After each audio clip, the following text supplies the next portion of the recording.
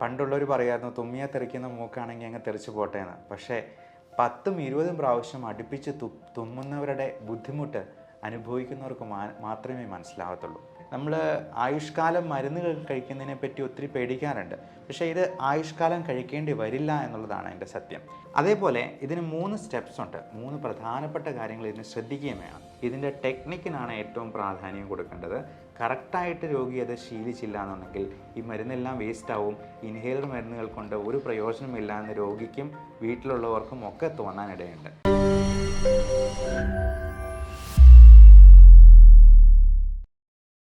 Inhaler മരുന്നോ? ഈ Covid കഴിഞ്ഞിട്ടുള്ള ചുമയ്ക്ക് നമ്മൾ എന്തിനാണ് ഇൻഹേലർ മരുന്ന് എടുക്കുന്നത്? അലർജി കൊണ്ട് കുറച്ച് ചുമയ്ക്കുന്നുണ്ട് എന്നുള്ളതല്ലാതെ ശ്വാസമുട്ടലൊന്നും എനിക്കില്ലല്ലോ. ഇതെടുത്തു കഴിഞ്ഞാൽ എൻ്റെ കുഞ്ഞിന് വളർച്ച മുരടിച്ച് പോകത്തില്ലേ? അല്ലെങ്കിൽ ജീവിതാവസാനം വരെ ഇത് കണ്ടിന്യൂ ചെയ്യേണ്ടി വരത്തില്ലേ? ഇതിൽ സ്റ്റിറോയിഡ് അടങ്ങിയിട്ടില്ലേ? ഇതെടുത്തു കഴിഞ്ഞാൽ വണ്ണം വയ്ക്കത്തില്ലേ? ആളുകൾക്ക് ഇൻഹേലർ മരുന്നുകളെക്കുറിച്ചിട്ടുള്ള സംശയങ്ങൾ ഒട്ടനവധിയാണ്. നമസ്കാരം, ഞാൻ doctor Bibin Jose, consultant pulmonologist. നമുക്ക് ഈ ഇൻഹേലർ മരുന്നുകളെക്കുറിച്ച് ഇന്ന് ശാസ്ത്രീയമായിട്ടൊന്ന് മനസ്സിലാക്കാം. ലോകത്ത് എമ്പാടും ശ്വാസകോശ രോഗങ്ങൾക്ക്, അത് ഏത് ലോകോത്തര രാജ്യം എടുത്തെന്നാൽ പോലും, അമേരിക്കയോ യൂറോപ്പോ ജപ്പാനോ തുടങ്ങി ഏത് രാജ്യങ്ങളിലാണെങ്കിലും ശ്വാസകോശ രോഗങ്ങൾക്ക് ഏറ്റവും നല്ലതും എഫക്റ്റീവും ഡോസ് കുറഞ്ഞതുമായി പൾമണോളജിസ്റ്റ് സജസ്റ്റ് ചെയ്യുന്ന ഒരു തരം മരുന്നുകളാണ് ഇൻഹേലർ മരുന്നുകൾ. നമ്മൾ വിചാരിക്കുന്നത് പോലെ ഇൻഹേലർ മരുന്ന് അത് ഏറ്റവും എൻഡ് സ്റ്റേജ് എടുക്കുന്ന വളരെ ഡോസ് കൂടിയ ഒരു മരുന്നല്ല, നേരെ തിരിച്ചാണ്. ഇത് ഏറ്റവും ഡോസ് കുറഞ്ഞതാണ് എന്നുള്ളതാണ് അതിൻ്റെ സത്യം. നമുക്ക് ഇതിൻ്റെ ഈ ഇൻഹേലറിൻ്റെ കവർ എടുത്ത് നോക്കിയെന്നാൽ കാണാവുന്നതാണ്. അതിൽ മാക്സിമം 400 mcg മൈക്രോഗ്രാം മരുന്നാണ് അടങ്ങിയിട്ടുണ്ടാവുക. എന്ന് പറയുന്നത് 1 മില്ലിഗ്രാമിൻ്റെ പകുതി പോലും ഇല്ല എന്നുള്ളത് മനസ്സിലാക്കുക. നമ്മൾ കഴിക്കുന്ന പാരസെറ്റമോൾ ഗുളിക പോലും 650 മില്ലിഗ്രാമാണ് ആ സ്ഥാനത്ത് എന്നുള്ളത് പ്രത്യേകം ഓർമ്മിക്കുക. ഈ ഇൻഹേലർ മരുന്ന് എപ്പോഴാണ് എടുക്കുന്നത്? എപ്പോഴും ഏത് അസുഖത്തിനും ഇൻഹേലർ എടുക്കേണ്ടി വരത്തില്ല, അങ്ങനെ ഡോക്ടർ നിർദ്ദേശിക്കുകയില്ല. അത് അറിയണമെങ്കിൽ നമ്മൾ കൃത്യമായിട്ടുള്ളൊരു ടെസ്റ്റ് ചെയ്ത് നോക്കണം. അതിന് പൾമണറി ഫങ്ഷൻ ടെസ്റ്റ് എന്നാണ് പറയുക, അഥവാ സ്പൈറോമെട്രി. പലപ്പോഴും കോവിഡ് കഴിഞ്ഞിട്ട് ആളുകൾക്ക് നീണ്ടു നിൽക്കുന്ന ചുമയുണ്ടാവാറുണ്ട്. നേരത്തെ അലർജി ഉണ്ടായിരുന്ന ആളുകളാണെന്നുണ്ടെങ്കിൽ കോവിഡിന് ശേഷം ഈ അലർജി പ്രശ്നങ്ങൾ അല്പം അധികരിക്കുന്നതായിട്ട് കാണാറുണ്ട്. പ്രത്യേകിച്ചും സ്ത്രീകൾക്കൊക്കെ മൂത്രം അറിയാതെ പോകുന്നത് പോലുള്ള ചുമയാണ്. അല്ലെങ്കിൽ തുമ്മലുള്ളവർക്കാണെങ്കിൽ തല പറഞ്ഞു പോകുന്നത് പോലത്തെ തുമ്മലാണെന്ന് പലരും പറയാറുണ്ട്. പണ്ടുള്ളവർ പറയായിരുന്നു തുമ്മിയാ തെറിക്കുന്ന മൂക്കാണെങ്കിൽ അങ്ങ് തെറിച്ച് പോട്ടെ എന്ന്. പക്ഷേ 10ഉം 20ഉം പ്രാവശ്യം അടുപ്പിച്ച് തുമ്മുന്നവരുടെ ബുദ്ധിമുട്ട് അനുഭവിക്കുന്നവർക്ക് മാത്രമേ മനസ്സിലാകത്തുള്ളൂ. അപ്പോൾ ഇങ്ങനെയുള്ളപ്പോൾ എന്തുകൊണ്ടാണ് ഈ തുമ്മൽ അല്ലെങ്കിൽ ചുമ ഇങ്ങനെയുള്ള പ്രശ്നങ്ങൾ ഉണ്ടാവുന്നത് എന്നുള്ളത് നോക്കി. ഇപ്പോൾ അലർജി കൊണ്ടാണെങ്കിലും കോവിഡ് പോലുള്ള എന്തെങ്കിലും വൈറൽ ഇൻഫെക്ഷൻ കൊണ്ടാണെങ്കിലും ശ്വാസനാളികളിൽ പലതരത്തിലുള്ള നീർക്കെട്ട്, ഇൻഫ്ലമേഷൻ, എഡിമ, ബ്രോങ്കോ കൺസ്ട്രിക്ഷൻ അല്ലെങ്കിൽ ബ്രോങ്കോ സ്പാസം എന്ന് പറയുന്ന ഈ പ്രശ്നം ഉണ്ടാകാറുണ്ട്. അപ്പോൾ ഇങ്ങനെ വരുമ്പോൾ നമുക്ക് ഏറ്റവും എഫക്റ്റീവായിട്ടുള്ളത് ഇൻഹേലർ മരുന്നുകൾ തന്നെയാണ് എന്നുള്ളത് ഓർമ്മിക്കുക. അപ്പോൾ നമ്മൾ സ്പൈറോമെട്രി എന്ന് പറയുന്ന ടെസ്റ്റിൽ അത് നോക്കുന്നതും ഇത് തന്നെയാണ്. പലപ്പോഴും എക്സ്റേ പോലുള്ള ടെസ്റ്റുകളിൽ അല്ലെങ്കിൽ ബ്ലഡ് ടെസ്റ്റുകളിൽ ഈ പറയുന്ന ബ്രോങ്കോ കൺസ്ട്രിക്ഷൻ നമുക്ക് കൃത്യമായിട്ട് നിർണ്ണയിക്കാൻ കഴിയില്ല. അതുകൊണ്ടാണ് ശ്വാസം എടുക്കുകയും വിടുകയും ചെയ്യുന്നതിൻ്റെ തോത് മനസ്സിലാക്കി അത് കൃത്യമായി ഗ്രാഫിക്കലി റെപ്രസെൻ്റ് ചെയ്ത് അതിനനുസരിച്ചിട്ടുള്ള ഇൻഹേലർ മരുന്നുകളുടെ ഡോസ് നിശ്ചയിച്ച് നമ്മൾ രോഗികൾക്ക് നിർദ്ദേശിക്കാറുള്ളത്. അപ്പോൾ ഈ ഇൻഹേലർ മരുന്നിൽ അടങ്ങിയിരിക്കുന്ന മരുന്നുകൾ തന്നെ 2 ടൈപ്പ് ഉണ്ട്. അത് പണ്ടൊക്കെ 2 തരത്തിലുള്ള ഇൻഹേലർ ആയിരുന്നു കൊടുത്തിരുന്നത്.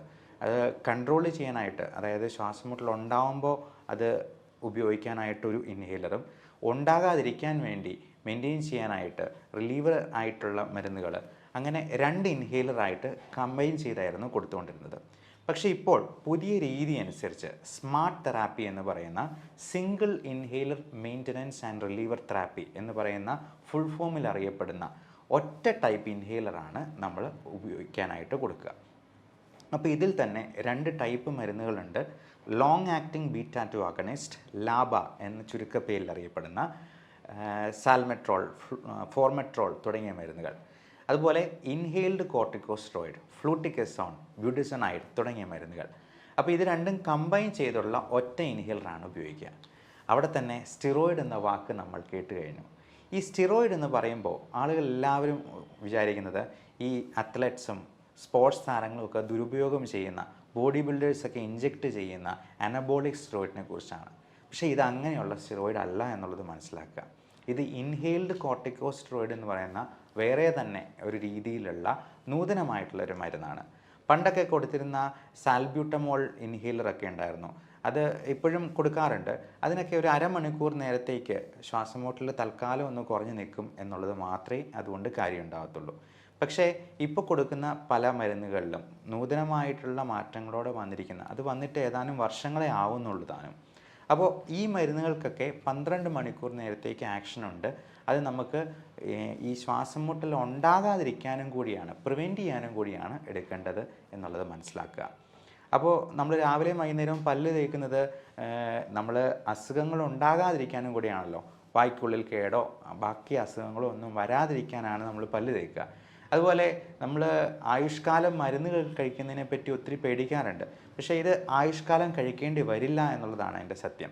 നമ്മൾ പലപ്പോഴും ഈ ഇൻഹേലർ മരുന്ന് ഉപയോഗിച്ച് ചുമയും ശ്വാസം മുട്ടലും കൺട്രോൾ ആയി കഴിയുമ്പോൾ കൃത്യമായ ഇടവേളകളിൽ PFT ചെയ്ത് അതിൻ്റെ ഡോസ് കുറച്ച് കൊണ്ടുവരികയാണ് ചെയ്യുക.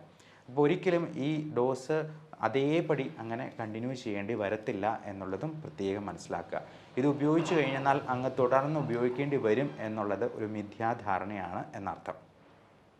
ഇത് ഉപയോഗിച്ചെന്നാൽ വണ്ണം കൂടുമോ എന്നുള്ളതാണ് അടുത്ത ചോദ്യം. ഇത് നമ്മുടെ ശ്വാസകോശത്തിലോട്ട് മാത്രമേ ചെല്ലുന്നുള്ളൂ, നമ്മുടെ രക്തത്തിലോട്ട് അത് കയറുന്നില്ല. പലപ്പോഴും കഴിക്കുന്ന ഗുളികകളോ ഇഞ്ചക്ഷനോ ഒക്കെ അങ്ങനെയല്ല. നമുക്ക് ശരീരത്തിലെത്തുന്ന മരുന്നിൻ്റെ 4/1 ഭാഗമായിരിക്കും ശ്വാസകോശത്തിലെത്തുക. അതുകൊണ്ട് തന്നെ അതിൻ്റെ എഫക്റ്റ് വളരെ സ്ലോ ആയിട്ടേ ഉണ്ടാകത്തുള്ളൂ. അതിൻ്റെ എഫക്റ്റ് പൂർണ്ണമായിട്ടും നമുക്ക് കിട്ടത്തുമില്ല. കാര്യം അതിൻ്റെ 4/1 ഭാഗം മാത്രമേ എത്തുന്നുള്ളൂ എന്നുള്ളതുകൊണ്ട്. ഇൻഹേലർ മരുന്ന് ഉപയോഗിക്കുമ്പോൾ അതിന് ഫാസ്റ്റർ ഓൺസെറ്റ് ഓഫ് ആക്ഷൻ ഉണ്ട്. അതോടൊപ്പം നമുക്ക് അത് നേരെ ശ്വാസകോശത്തിൽ എത്തുന്നു എന്നുള്ളത് കൊണ്ട് അത് വേസ്റ്റേജ് അതിനകത്ത് അത്രയും കുറയ്ക്കാനും പറ്റും, ഡോസേജ് അത്രയും നമുക്ക് കുറവ് മതി എന്നുള്ളതാണ് അതിൻ്റെ അഡ്വാൻറ്റേജ്. പക്ഷേ ഒരു കാര്യം പ്രത്യേകം ശ്രദ്ധിക്കുക, ഇൻഹേലർ മരുന്ന് നമ്മൾ സിനിമയിലൊക്കെ കാണുന്നത് പോലെ ഇത് പോക്കറ്റിലിട്ടുകൊണ്ട് നടന്നിട്ട് ശ്വാസം മുട്ടലുണ്ടാകുമ്പോഴത്തേക്കും 2 ഞെക്കിയിട്ട് വീണ്ടും പോക്കറ്റിലെടുത്ത് വയ്ക്കാൻ ഉള്ളതല്ല. അങ്ങനെ എടുത്തെന്നാൽ 90% മരുന്നും വായ്ക്കകത്ത് കിടന്ന് വേസ്റ്റായി പോകത്തേ ഉള്ളൂ എന്നുള്ളത് സാരം. ഇത് ഇൻഹേലർ ഈ തരത്തിലുള്ള മരുന്നുകളാണെന്നുണ്ടെങ്കിൽ നമ്മൾ ഈ സ്പ്രേ ഉപയോഗിക്കുമ്പോഴത്തേക്കും ഇതിൻ്റെ കൂടെ സ്പേസർ എന്ന് പറയുന്ന ഇങ്ങനെയൊരു മെഷീനും കൂടി ഉപയോഗിക്കണം. അത് പലതരത്തിലുള്ള സ്പേസേഴ്സ് അവൈലബിൾ ആണ്. മിനി സ്പേസർ, പല കമ്പനികൾ ഇറക്കുന്ന സ്പേസേഴ്സ് ഉണ്ട്. അപ്പോൾ ഈ സ്പേസറിൽ ഏറ്റവും അനുയോജ്യമായിട്ടുള്ളത് ഓരോരുത്തരുടെയും രീതി അനുസരിച്ചാണ് നമ്മൾ തിരഞ്ഞെടുക്കുക. ഒത്തിരി പ്രായമുള്ള ആളുകൾക്ക് ഇത് വലിക്കാൻ പോലും പറ്റാതെ വരും. അതുപോലെ തീരെ ചെറിയ 2 വയസ്സിൽ താഴെയുള്ള കൊച്ചുകുട്ടികൾക്ക് പോലും ഇൻഹേലർ കൊടുക്കേണ്ടി വരാറുണ്ട്. അവർക്ക് നമ്മൾ ബേബി മാസ്ക് വെച്ചാണ് കൊടുക്കുക. അപ്പോൾ ബേബി മാസ്ക് ഇതിൻ്റെ അറ്റത്ത് വെച്ചതിന് ശേഷം നമ്മൾ ഇതിനുള്ളിൽ വെച്ചാണ് നമ്മൾ സ്പ്രേ ചെയ്യുക. ഇത് നല്ലപോലെ കുലുക്കിയതിന് ശേഷം ഇത് ഇതിൻ്റെ ഉള്ളിലേക്ക് വെച്ച് ഒറ്റ സ്പ്രേ അടിക്കുക. എന്നിട്ട് ഈ മൗത്ത് പീസ് നമ്മൾ വായിൽ വെച്ചിട്ട് വലിക്കുകയാണ് ചെയ്യുക. ഇതിനുള്ളിൽ ഒരു വാൽവ് ഉണ്ട്, നിങ്ങൾക്ക് ശ്രദ്ധിച്ചെന്നാൽ അറിയാം.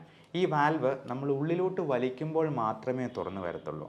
അതേസമയം നമ്മൾ ഉള്ളിലോട്ട് ഊതിക്കഴിഞ്ഞാൽ ഇത് അടയുകയും ചെയ്യും. അപ്പോൾ ഈ സ്പേസർ 1 മിനിറ്റ് നേരത്തേക്ക് ഈ ചേമ്പറിനുള്ളിൽ മരുന്ന് ഗ്യാസായിട്ട് സ്റ്റോർ ചെയ്യുന്നത് കൊണ്ട് ആ 1 മിനിറ്റ് സാവകാശത്തിൽ നമുക്ക് പതിയെ അത് വലിച്ചെടുത്താൽ മതിയാവും. ഇങ്ങനെ എടുത്തെന്നാൽ മാത്രമേ ശ്വാസകോശത്തിലോട്ട് അത് പൂർണ്ണമായിട്ടും എത്തുകയുള്ളൂ.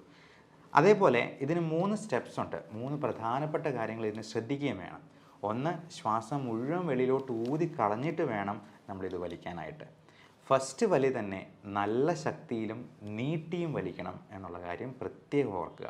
അങ്ങനെ ഫുള്ള് വലിച്ച് പിടിച്ചതിന് ശേഷം ഒരു 10 സെക്കൻഡെങ്കിലും നമ്മൾ മനസ്സിലോ കയ്യിലോ എണ്ണുക. അത്രയും സമയമെങ്കിലും പിടിച്ച് നിർത്തിയെന്നാൽ മാത്രമേ ശ്വാസകോശത്തിൽ അതിനുള്ള എഫക്റ്റ് കിട്ടത്തുള്ളൂ. അതിനുശേഷം മാത്രം പുറത്തേക്ക് വിടാനായിട്ട് നോക്കുക. അപ്പോൾ 10-20 സെക്കൻഡോ പിടിച്ച് നിർത്തുവാണെങ്കിൽ അത്രയും നല്ലത്. ഇനി പലർക്കും ഈ സ്പേസർ എന്ന് പറയുന്ന വലിയ സാധനമൊക്കെ കൊണ്ടുപോകാനൊക്കെ ഭയങ്കര മടിയും നാണവും ഒക്കെയാണ്. പ്രത്യേകിച്ചും ടീനേജ് പ്രായത്തിലുള്ള കുട്ടികൾക്കൊക്കെ. പക്ഷേ പോസ്റ്റ് കോവിഡ് ആയിട്ടുള്ള ബ്രോങ്കോയിറ്റിസ് ഫൈബ്രോസിസ് പോലുള്ള പ്രശ്നങ്ങളിൽ ലോകമെമ്പാടും ഇപ്പോൾ ഇൻഹേലറാണ് ഏറ്റവും സേഫായിട്ടും അഡ്വൈസബിൾ ആയിട്ടും ഡോക്ടേഴ്സിന് പ്രോട്ടോക്കോൾ പ്രകാരം പ്രിസ്ക്രൈബ് ചെയ്യാനുള്ളത്. അപ്പോൾ അങ്ങനെ വരുമ്പോൾ ഈ സ്പേസർ ഉപയോഗിക്കാനായിട്ട് യാതൊരു ദുരഭിമാനവും വിചാരിക്കേണ്ട. നമ്മുടെ അസുഖം കുറഞ്ഞു കഴിയുമ്പോഴത്തേക്കും തീർച്ചയായിട്ടും നമുക്കത് നിർത്താനും പറ്റും. ഇനി സ്പേസർ ഉപയോഗിക്കാൻ തീരെ മടിയാണെന്നുണ്ടെങ്കിൽ ഇപ്പോൾ പുതിയ തരത്തിലുള്ള സിങ്ക്രോ ബ്രീത്ത് എന്ന് പറയുന്ന പുതിയ മെഷീൻസ് വരുന്നുണ്ട്. അത് ബ്രെത്ത് ആക്ച്വേറ്റഡ് ഇൻഹേലറാണ്. അതായത് നമ്മൾ വലിച്ചു തുടങ്ങുമ്പോൾ തന്നെ ഇതിനകത്ത് സ്പ്രേ ചെയ്യുകയോ ഒന്നും വേണ്ട, നേരെ തന്നെ ഉള്ളിലോട്ട് മരുന്ന് വരുന്ന രീതിയിലുള്ള സിങ്ക്രോ ബ്രീത്ത് ടൈപ്പുള്ള മെഷീനാണിത്.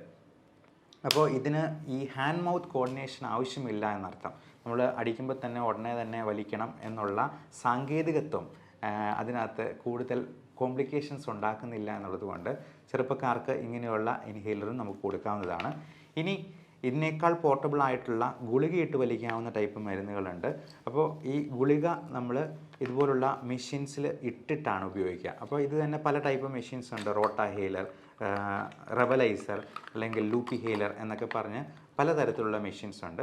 അപ്പോൾ എല്ലാ മെഷീൻസിനും ഏകദേശം ഒരേ എഫിക്കസി ആണ് എന്നുള്ളത് കൊണ്ട് ഇതിൻ്റെ ടെക്നിക്കിനാണ് ഏറ്റവും പ്രാധാന്യം കൊടുക്കേണ്ടത്. കറക്റ്റായിട്ട് രോഗി അത് ശീലിച്ചില്ല എന്നുണ്ടെങ്കിൽ ഈ മരുന്നെല്ലാം വേസ്റ്റ് ആവും. ഇൻഹേലർ മരുന്നുകൾ കൊണ്ട് ഒരു പ്രയോജനമില്ല എന്ന് രോഗിക്കും വീട്ടിലുള്ളവർക്കും ഒക്കെ തോന്നാനിടയുണ്ട്. അതുകൊണ്ട് കൃത്യമായി ഒരു സ്പെഷ്യലിസ്റ്റിൻ്റെ സഹായത്തോടു കൂടി PFT ടെസ്റ്റ് ചെയ്ത് നമ്മുടെ ലങ് ഫങ്ഷൻ അസസ് ചെയ്ത് കപ്പാസിറ്റി എത്രയുണ്ടെന്ന് നോക്കി കൃത്യമായിട്ടുള്ള ഇൻഹേലർ മരുന്നുകൾ ഉപയോഗിക്കാനായിട്ട് എല്ലാവരും ശ്രദ്ധിക്കുക. അപ്പോൾ നിങ്ങളുടെ വീട്ടിൽ തന്നെ അനിയന്ത്രിതമായി ചുമയും ശ്വാസമുട്ടലും വീസിങ്ങും, ശ്വാസം എടുക്കുമ്പോൾ വീസിലടിക്കുന്ന പോലെ ശബ്ദവും, അതുപോലെ അലർജി പ്രശ്നങ്ങളുള്ളവർക്കും ഒക്കെ ഈ വീഡിയോ കൊണ്ട് ഒരുപാട് ഉപകാരം ഉണ്ടാകാൻ സാധ്യതയുണ്ട്.